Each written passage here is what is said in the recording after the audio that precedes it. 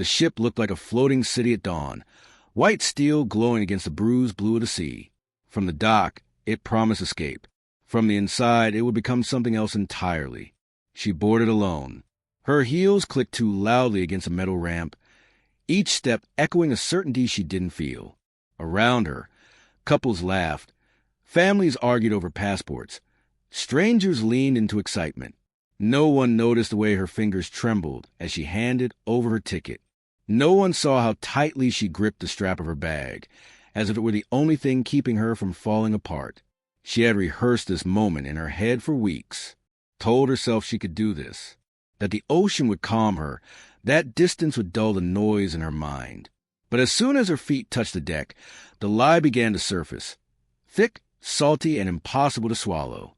The sea air burned her lungs. She welcomed it. Her cabin was small, immaculate, and quiet. Too quiet. She set her bag down carefully, as though sudden movement might shatter something fragile inside her. From the narrow window, the water stretched endlessly, dark and unreadable. She pressed her forehead to the glass and closed her eyes.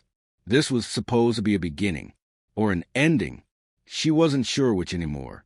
The phone in her pocket vibrated. She didn't take it out. She already knew who it would be. She always did. Even in silence, his presence followed her, woven into memory, into habit, into the version of herself she barely recognized anymore. He had insisted this trip would fix things. A pause. A clean line drawn between before and after. She had nodded when he said it, even though something inside her recoiled at the certainty in his voice. Men like him always believed control looked like care. She walked the length of the ship slowly, letting the hum of engines settle into her bones. The deck smelled of fuel and salt and expensive perfume. Somewhere above, music drifted, too cheerful, too loud. She leaned against the railing and stared into the moving water below, watching foam curl and disappear as if nothing ever stayed long enough to matter. Her reflection wavered in the glass barrier. Pale, older than she should have looked. She searched her own eyes, trying to find the woman she used to be, the one who believed admiration was affection, that attention from powerful people meant she was powerful too.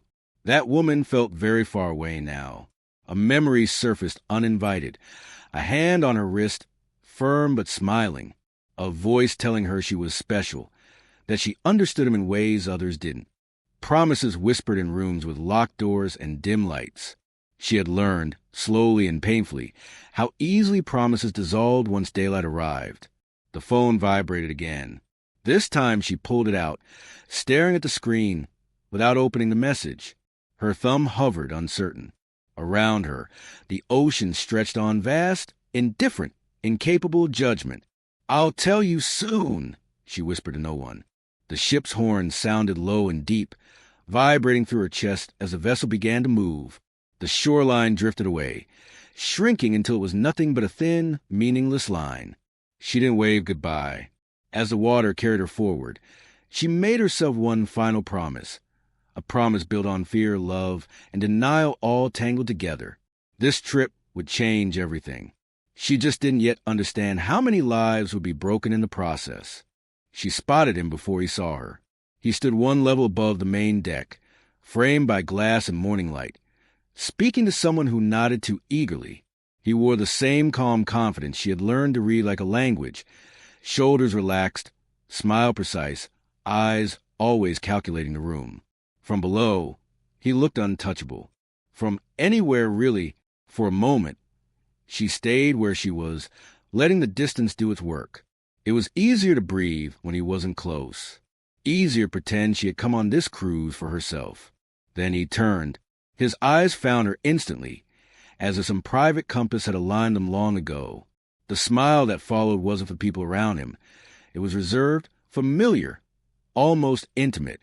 He excused himself and descended the stairs with unhurried steps, the way men do when they're used to being waited for. "You made it," he said, as if there had ever been a question. She nodded. "I said I would." He laughed softly, reaching out, not to touch her, but close enough that she felt the intention. "You always do." That had once sounded like praise. They walked side by side along the deck, careful to leave space between them. Anyone watching would have seen a boss and an employee sharing polite conversation. No one would have noticed the way her shoulders tightened when he leaned closer, or how she measured every word before it left her mouth. He talked about work first. He always did. Projects, delays, people who disappointed him. She listened the way she always had, absorbing, validating, making herself useful. Somewhere along the way, usefulness had blurred into something else. Or maybe it always had been something else, and she had only pretended not to see it. You needed this, he said finally, gesturing at the water, the sky, the illusion of freedom. We both did. She glanced at him. Did we? He stopped walking. For a brief second, the charm slipped, replaced by irritation, so quick it might have been imagined. Don't start, he said, then softened his tone. I meant this is a chance to reset. No office, no noise, just perspective. Perspective. Another word he liked. It sounded generous while asking for surrender. They found a quiet corner near the railing. He rested his arms casually, blocking her from view, from the world beyond him. She remembered how often conversations ended like this. Him above, her listening, gravity doing the rest. You know this can't continue the way it has, he said, lowering his voice. People talk, and frankly, it complicates things. The way it has, not what it was. Her chest tightened. So why invite me? He hesitated, just long enough to wound, because endings deserve dignity. She almost laughed, almost cried. Instead, she stared past at the ocean, its surface calm and deceptive. And after the cruise? She asked. He shrugged. We'll see. That answer told her everything. As he stepped away to greet someone else, she remained where she was, feeling suddenly very small on a very large ship. Above her, he blended effortlessly back into authority and ease, untouched by the weight pressing down on her ribs. She told herself this distance was temporary, that soon she would speak, that soon the truth she carried would force him to look down at her, not as an asset, not as a complication, but as a human being. The lie felt thin even as she believed it. Below deck, her phone buzzed again, this time with a reminder she could no longer postpone. And somewhere deep inside, the diagnosis waited, patient and unforgiving, ready to change the meaning of everything that had already been said. The phone buzzed again in her palm, a small, mechanical insistence she could no longer pretend was accidental. She stepped away from the railing, away from the open air, and ducked into a narrow corridor where the sounds of laughter and clinking glasses softened into a dull hum. The reminder wasn't new. It was old, days old, but time had warped since she received it, stretching and compressing until everything before and after blurred together. Clinic, follow-up, please call. She hadn't been on the ship when the doctor's number first appeared on her screen. She'd been standing in her apartment kitchen, barefoot on cold tile, staring at a mug of coffee she hadn't touched. The voice on the other end had been careful, professional, gentle in a way that immediately terrified her. There's no easy way to say this, the doctor had begun. She remembered gripping the counter, bracing herself as if for impact. She remembered thinking, absurdly, that the refrigerator was too loud, that the world should be quieter for news like this. The word HIV had landed without sound. No dramatic collapse. No scream. Just a strange hollowing out, like a room emptied too quickly. We caught it early, the doctor continued. Treatment is effective. People live long, full lives. But those words floated above her, untethered. All she could think about was time. Not the future, but the past, the weeks, the nights. The one person who had never asked questions he didn't want the answers to. In the corridor now, she pressed her back against the wall, the ship's faint vibration thrumming through her spine. She replayed the doctor's questions, the careful tracing of her history. Any recent partners? Any protection? She had answered honestly, her voice steady even as something inside her fractured. There had been shame, yes, but beneath it, something sharper. Fear didn't just point forward. It turned inward, then outward, searching for a place to land. She hadn't told him, not when she'd hung up the phone, Not when he called later that evening. His voice light, already talking about the cruise, about us. She'd listened, nodded into silence, told herself she needed time, that she'd say it in person, that it was too important for a phone call, that it deserved the right moment. The corridor ended in a small alcove with a mirror. She caught a reflection and barely recognized it. Her face looked the same, technically. Same eyes, same mouth, but the certainty she'd once worn like armor was gone. In its place was something raw and watchful. She thought about telling him now, walking up to him, watching the smile fall from his face, imagining his anger, his fear, the way blame would find her before facts ever could. She imagined him rewriting the story instantly, positioning himself where he always did, above consequence. You should have told me. This is your responsibility. How could you do this to me? The words echoed before they were ever spoken. A wave of nausea rolled through her. She closed her eyes and breathed, counting the seconds away the nurse had taught her during that first unbearable appointment. In, out, stay upright. She told herself she wasn't a villain. She told herself she was scared. She told herself 100 things, building a fragile scaffold of reasoning around a single undeniable truth. Once she spoke, everything would change. And change, right now, felt unbearable. Footsteps approached from the far end of the corridor. She opened her eyes as he passed by with colleagues, laughing easily, already transformed back into the man everyone admired. He didn't look at her. Or maybe he did and chose not to show it. Her phone slipped back into her pocket. Soon, she promised herself again. Not tonight. Not yet. She followed him at a distance as the ship moved deeper into open water, the horizon dissolving into endless blue. Somewhere ahead, a private dinner had been planned. A door would close. Words would go unspoken. And in the quiet that followed, a decision, born of fear, love, and denial, would set the course for everything that came next. Dinner was arranged with the efficiency of a transaction. A quiet table near the windows. Soft lighting meant to flatter. A waiter who knew when not to linger. She arrived first, hands folded in her lap, rehearsing sentences she might never say. Each one sounded wrong the moment she imagined his response. Each one ended the same way, with consequences she wasn't ready to face. He came in late, apologetic, without sounding sorry. Things ran long, he said, leaning down to brush a kiss near her cheek. Not on it. Never quite on it. You look tired. So do you, she replied. They spoke about nothing at first. The food, the view, a colleague who talked too much. The ship glided forward, steady and unconcerned, as if it carried secrets like this 1,000 times before. When the waiter poured wine, she hesitated, then nodded. He noticed, of course. He always noticed the small things. You okay? He asked, tone light, almost kind. Yes, she said too quickly, then added, just seasick, maybe. He smiled, relieved by the simplicity of the answer. It'll pass. Everything passed with him. Questions, doubts, responsibility. Later, they walked in silence through empty corridors, their footsteps softened by carpet and late hour. She felt the ship's gentle sway, a cradle and a warning all at once. Outside the windows, the ocean was black and endless, reflecting nothing back. His room was larger than hers. Higher up, always higher up.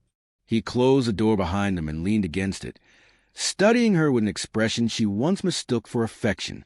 This doesn't have to be complicated, he said. We don't have to define anything tonight. She nodded, grateful and ashamed at the same time. When he reached for her, she stiffened for half a second, just long enough to notice, just short enough for him to ignore. He kissed her with the familiarity of someone who assumed consent was permanent. She kissed him back because stopping felt harder than continuing. At some point, she thought again about telling him. The words rose to the back of her throat, burning. There's something you need to know. But the moment never seemed right. It never did. He moved with confidence, with expectation, with the quiet certainty that nothing had changed. And he didn't ask. Not about the hesitation. Not about the fear flickering behind her eyes. Not about protection or history or truth. He had never liked questions that complicated a sense of control. She lay awake afterward, staring at the ceiling as he slept beside her, his breathing slow and even. The room smelled faintly of salt and expensive cologne. She felt disconnected from her own body, as if she were watching the scene from somewhere far above, unable to intervene. "You should have stopped it," a voice inside her whispered. "You should have said something." But another voice answered, colder and more afraid. "And then what?" She slipped quietly from the bed and stood by the window, pressing her palm to the glass. The water below glimmered faintly in moonlight, beautiful and merciless.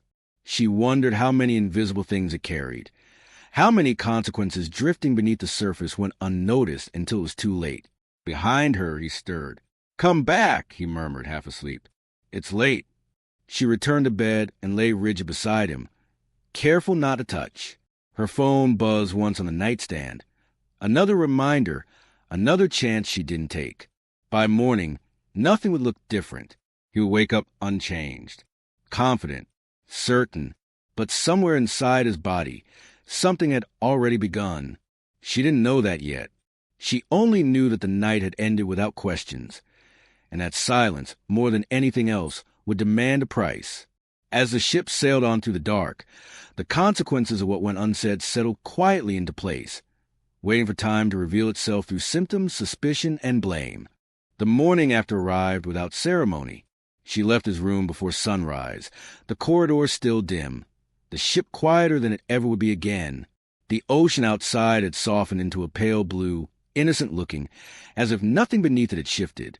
She returned to her cabin and sat on the edge of the bed, fully dressed, hands resting uselessly in her lap.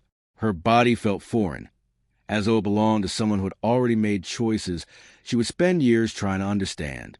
By breakfast, he was already himself again, confident, efficient, unchanged. He nodded to her across the dining room like any other professional acquaintance, his face carefully neutral. The distance stung more than closeness ever had. She watched him laugh with colleagues, watched him command attention with ease, and wonder how something so invisible could exist inside a body that appeared so whole. She told herself the night was over, that whatever guilt gnawed at her would fade once the ship docked and life returned to routine. It didn't. Weeks later, on land, routine was the first thing to fracture. He canceled meetings, arrived late, lost patience with people who had once earned his praise. At first, no one questioned it. Men like him were allowed bad weeks, even bad months. Stress was a respectable excuse. Power softened the edges of concern. But then came the physical signs. A persistent fever, sudden weight loss, fatigue that coffee couldn't touch. He brushed it off publicly, joked about aging privately, but something darker crept into his eyes. She saw it during a meeting when he paused mid-sentence, breath shallow, hand gripping the table just a moment too long. "Are you okay?" someone asked. "I'm fine," he snapped too quickly. She lowered her gaze, her pulse roaring in her ears. When the test began, she knew before he told her. The office hummed with whispers, doors closing more often, assistants rerouting calls. One evening, her phone rang long after work hours. His name lit the screen, and for a split second she considered letting it go to voicemail. She didn't. "Where are you?" he asked without greeting. "At home. I need to see you." There was no charm left in his voice, no softness, only urgency sharpened by fear. They met in his apartment, a space she'd only visited when invited, when secrecy felt thrilling instead of suffocating. Now it felt sterile, stripped of illusion. He paced as she stood near the door, coat still on, ready to flee. "I got the results today," he said finally. She said nothing. "HIV," he continued, the word thick with disbelief. "They say it's early, manageable." He laughed once, harshly. "Do you know how ridiculous that sounds?" Her throat tightened. "I'm sorry." The words fell uselessly between them. He stopped pacing and turned to her slowly, eyes narrowing as something aligned in his mind. Memory rearranged itself with brutal efficiency. "How long have you known?" The room seemed to tilt. "Since before the cruise," she whispered. Silence expanded, heavy and dangerous. "You let me—" He couldn't finish the sentence. His face flushed, then drained of color. "You didn't tell me." "I was scared," she said, tears burning. "I wanted to. You took away my choice," he said coldly. "My body, my future." She flinched. "You never asked." The words escaped before she could stop them. His expression hardened, fury overtaking shock. "So now this is my fault?" "I'm not saying that," she said quickly. "I'm saying we both pretended not to see." "Enough," he snapped. "Do you have any idea what this will do to me? To my career?" There it was, the axis around which everything turned. He stepped closer, lowering his voice. "You will not talk about this. To anyone. Ever." Fear crawled up her spine. "You can't just—" "I can," he said. "And I will. Because if this becomes a story, you won't survive it." She realized then that whatever they had been was over, and what remained was something far more dangerous. He wasn't just sick. He was afraid. And fear, in men like him, always searched for someone to punish. As she left his apartment, the weight of what had begun pressed down on her chest. Behind her, he stood alone with his diagnosis. Ahead of her lay blame, threats, and a truth that would not stay buried. The symptoms had surfaced, and soon, so would the consequences. The days after their confrontation blurred into something sharp and exhausting. He didn't stop calling. At first, the calls came late at night, short, clipped voicemails when she didn't answer. Then texts, paragraphs, screenshots of articles she didn't open, appointment schedules, medical jargon, fear dressed up as information, hurled at her like evidence in a trial she hadn't agreed to stand in. "You destroyed my life. Do you understand what you've done? This never leaves this room." She read every message. She answered almost none. At work, he pretended she didn't exist. Meetings passed with her name omitted, her contributions credited to others. When their eyes met across conference tables, his stare held something venomous. Less anger now, more calculation. He was rebuilding the narrative in real time, placing himself carefully at the center as the injured party. She began sleeping with her phone face down. When he finally demanded to see her again, it wasn't framed as a request. He named the place. He named the time. The old reflex kicked in before she could stop it. Compliance disguised as choice.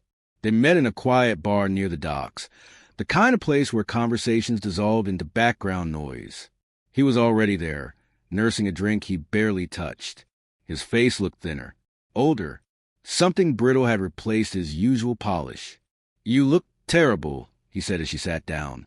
"So, do you—" He exhaled sharply, fingers tightening around the glass. "I wake up every morning knowing my body is compromised, knowing I'll never be clean again."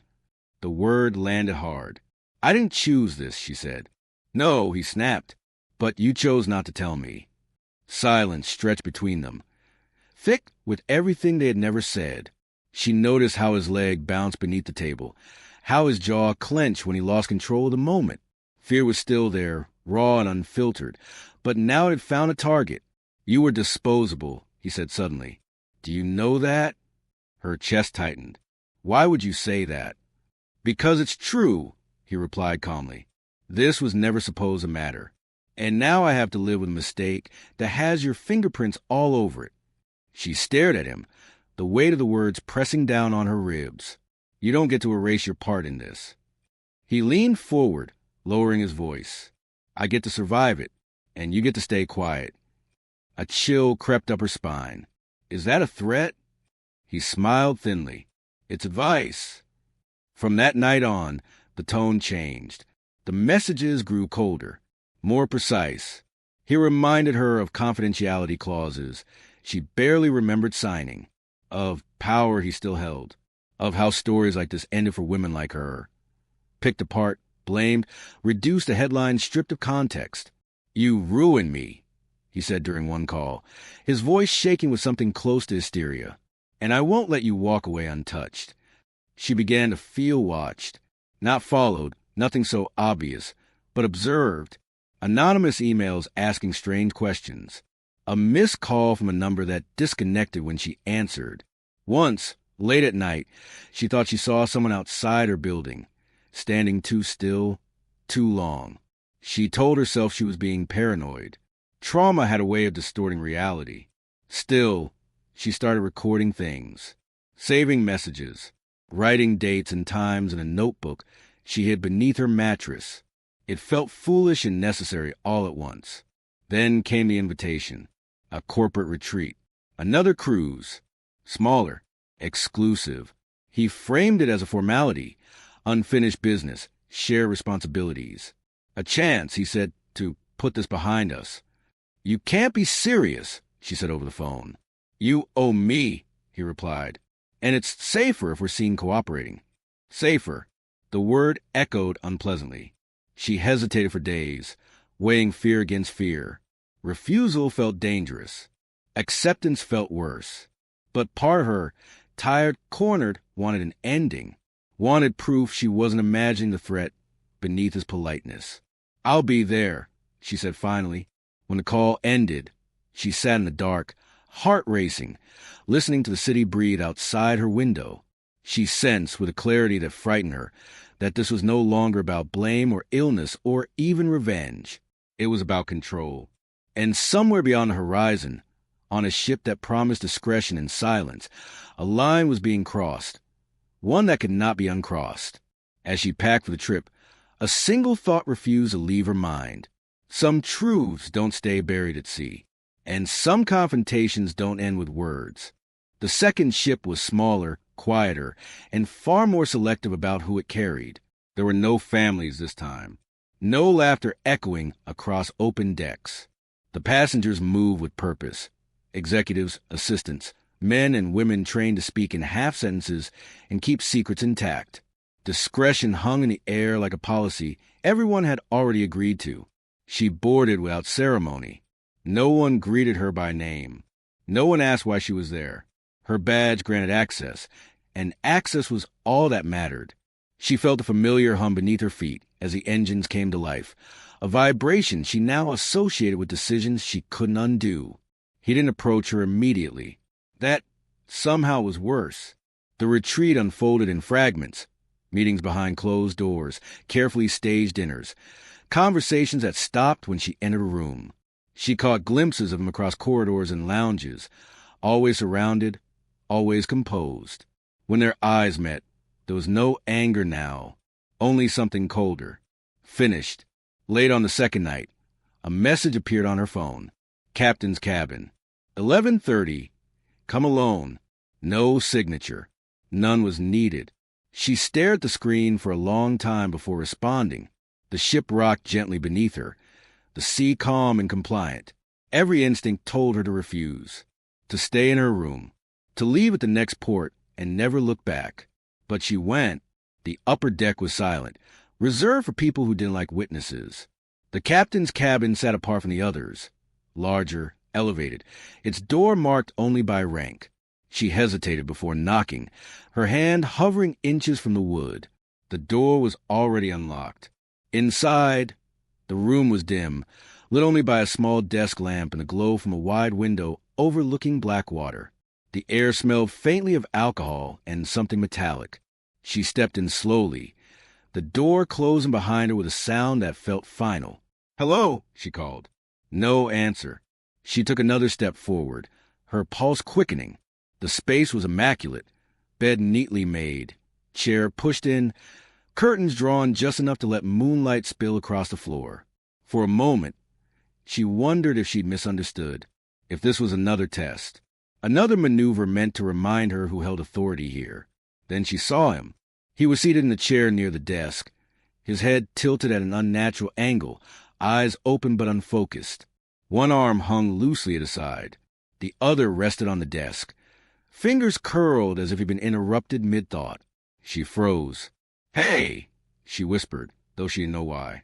She took a cautious step closer. The room suddenly too quiet, too still.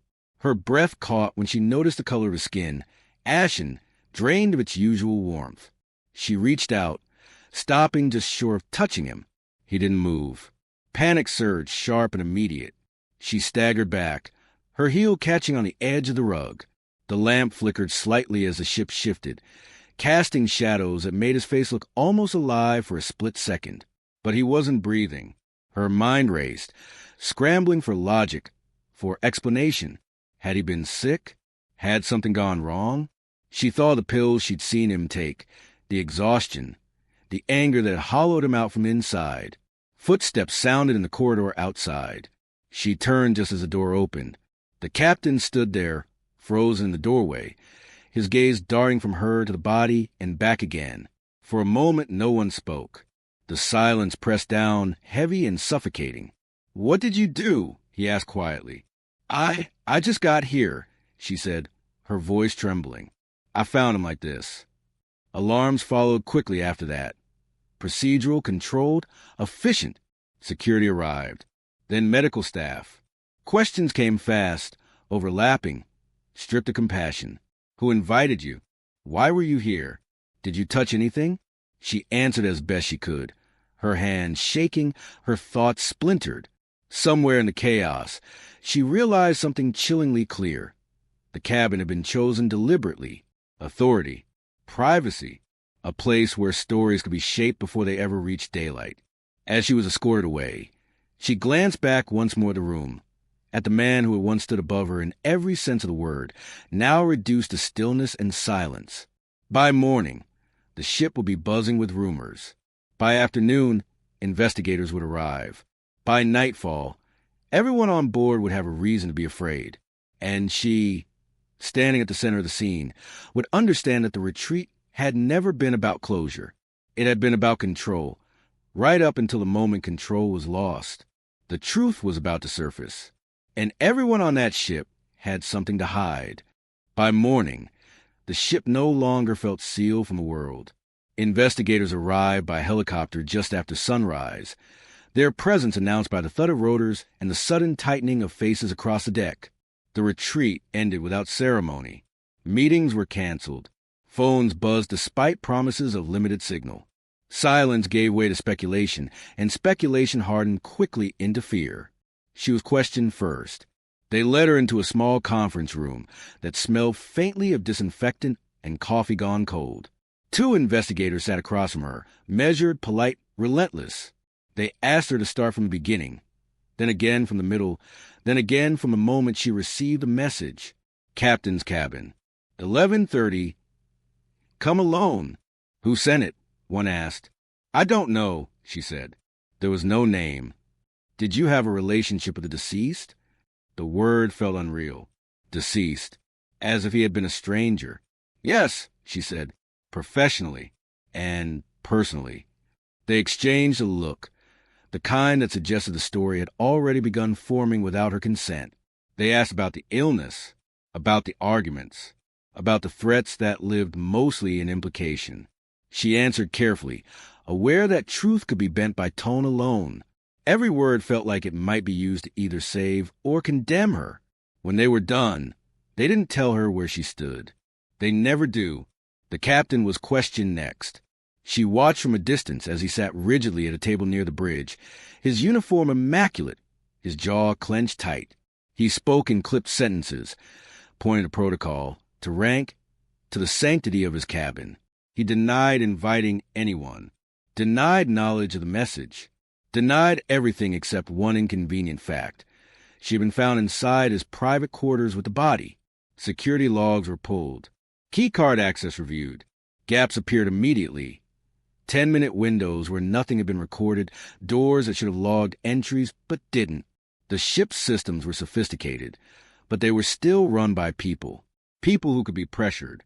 People who understood hierarchy. Rumors moved faster than facts. Some said the boss had been volatile, spiraling since his diagnosis. Others whispered about debts, corporate disputes, quiet enemies who would never appear on paper. Someone mentioned the captain's past. A disciplinary incident years ago, buried just deep enough to matter. Every conversation ended the same way. He had enemies. And then, inevitably, so did she. She became a shape others filled with suspicion. A woman with motive. A woman with history.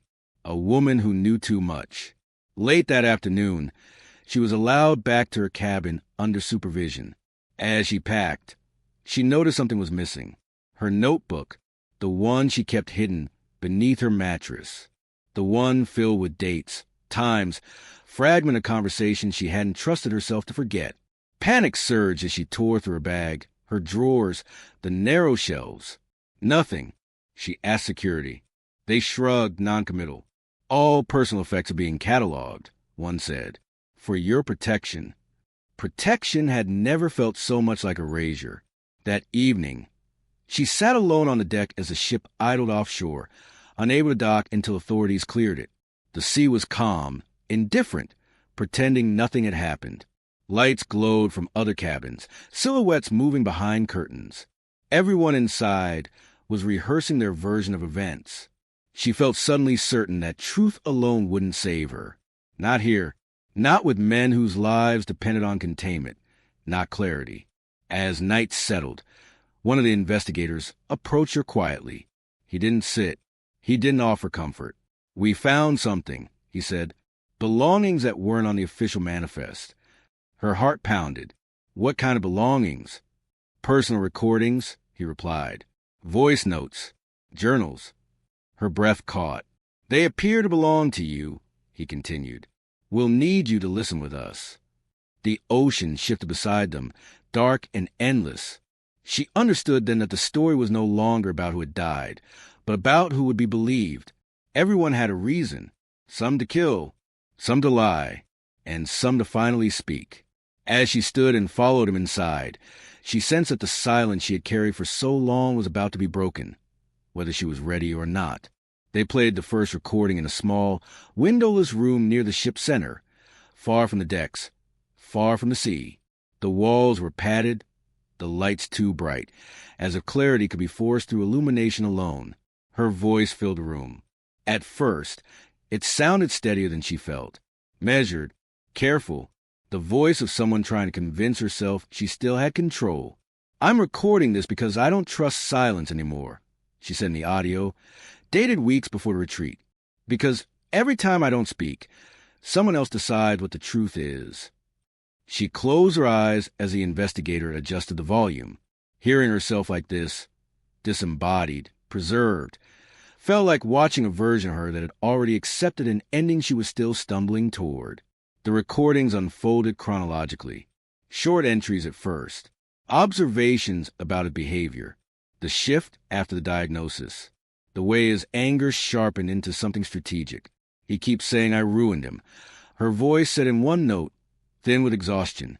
But he never asked what he did to me, or what it cost to stay quiet. The investigator paused the playback. "You were afraid," he said neutrally.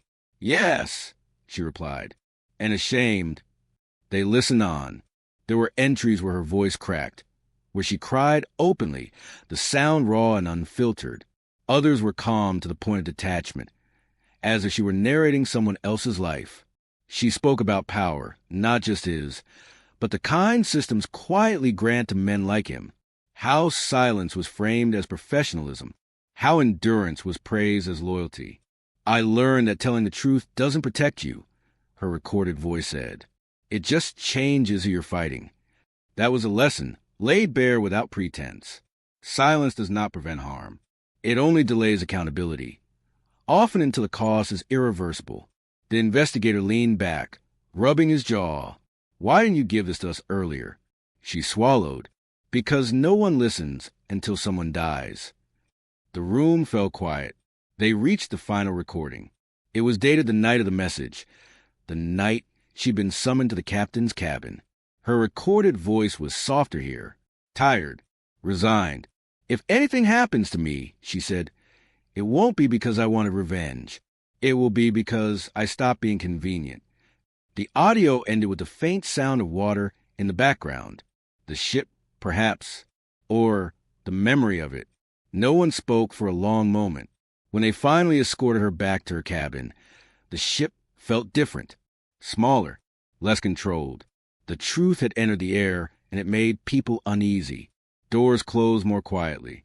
Conversation stopped when she passed. By morning, fragments of her story had begun circulating, not publicly but internally, enough to shift suspicion, enough to make certain people nervous. He was no longer just a victim. She was no longer just a suspect. But justice, She understood now it was rarely clean. It came negotiated, diluted, shaped by what institutions could survive. As preparations were made to dock, she stood once more by the railing, watching the shoreline emerge through fog. Her voice had finally been heard, but it had taken a body in a chair, a cabin sealed off by authority, and a silence broken too late. An investigator approached her quietly. "There will be consequences," he said. "Just not the kind people expect." She nodded. That night, as the ship edged toward land, she felt neither relief nor victory, only a heavy, aching awareness that truth carried a cost, and someone always paid more than others. Behind her, lawyers were already drafting statements. Careers were being protected. Narratives refined. Ahead of her waited a conclusion that would satisfy no one completely. The ending was coming, not with justice fully served, but with an outcome carefully chosen. The official story took shape with remarkable speed. By the time the ship docked, statements had already been drafted, timelines smoothed, language softened into something palatable. There were no leaks, only controlled disclosures, released in careful sequence. The death was described as sudden. The circumstances under review, names were withheld, then selectively revealed once their exposure could be managed. She watched it unfold from a distance, as if reading about someone else's life. The cause of death, they said, was a medical emergency, complications exacerbated by stress, medication, and an underlying condition. No evidence of a struggle. No sign of foul play strong enough to survive legal scrutiny. The gaps in the security logs were attributed to technical failure. The message summoning her to the cabin remained untraceable. Case closed.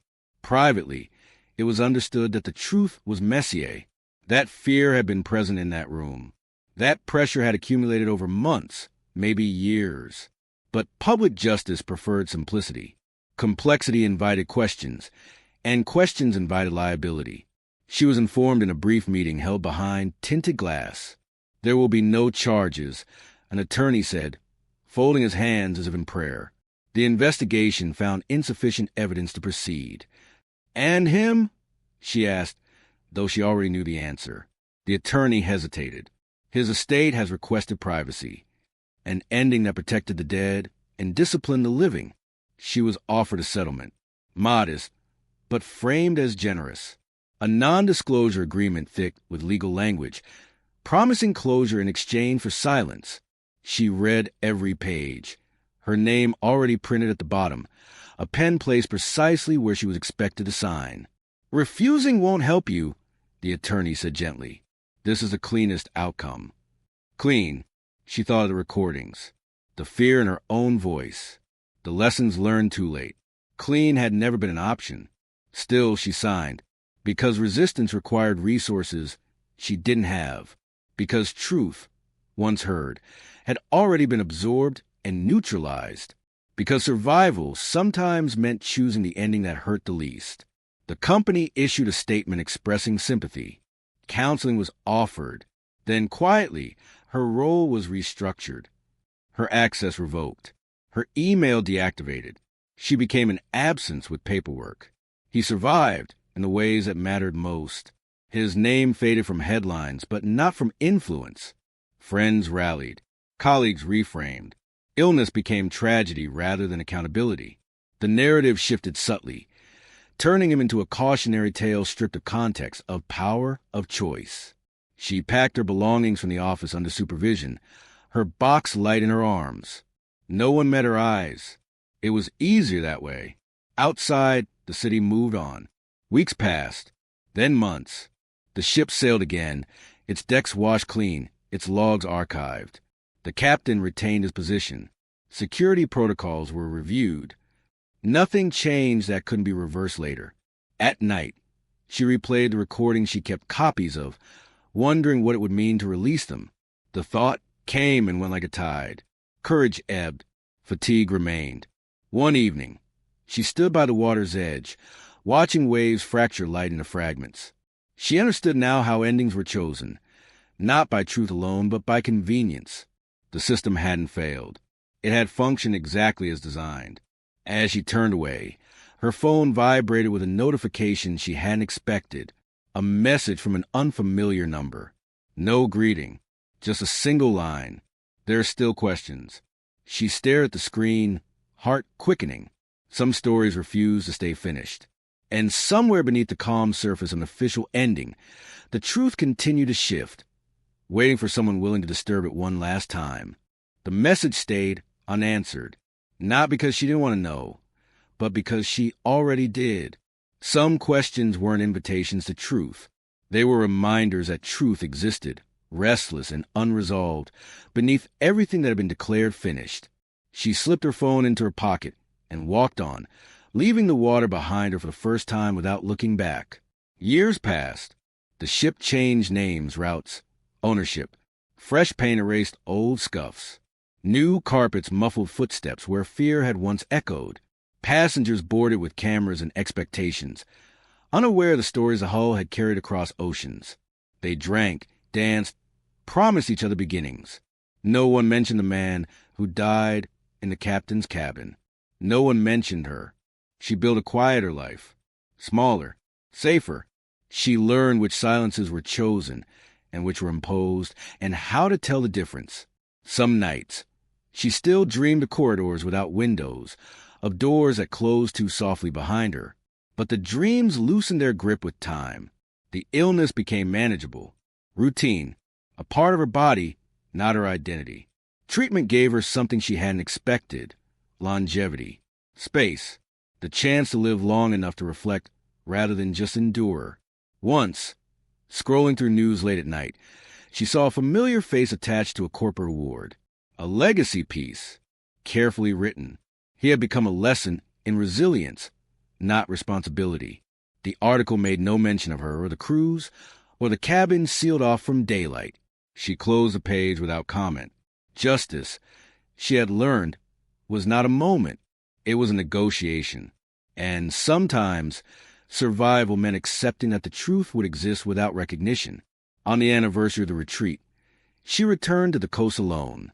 Not to the ship, never that, but to the water itself. The shoreline was quiet, the waves steady and unremarkable. She stood barefoot in the sand, letting the cold numb her feet. The ocean did not offer answers. It never had. It simply held what was given. Confessions whispered into wind, bodies surrendered to gravity, secrets dissolved into salt and motion. It did not judge what it carried. It did not distinguish between innocence and guilt. It just kept going.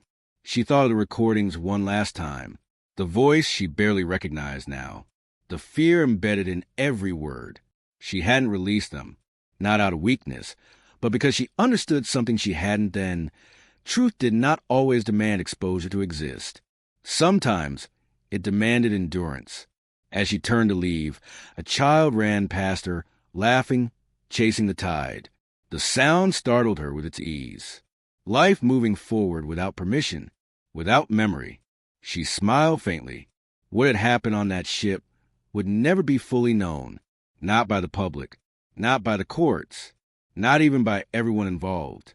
The story will remain fractured, its sharpest edges dulled by time and distance.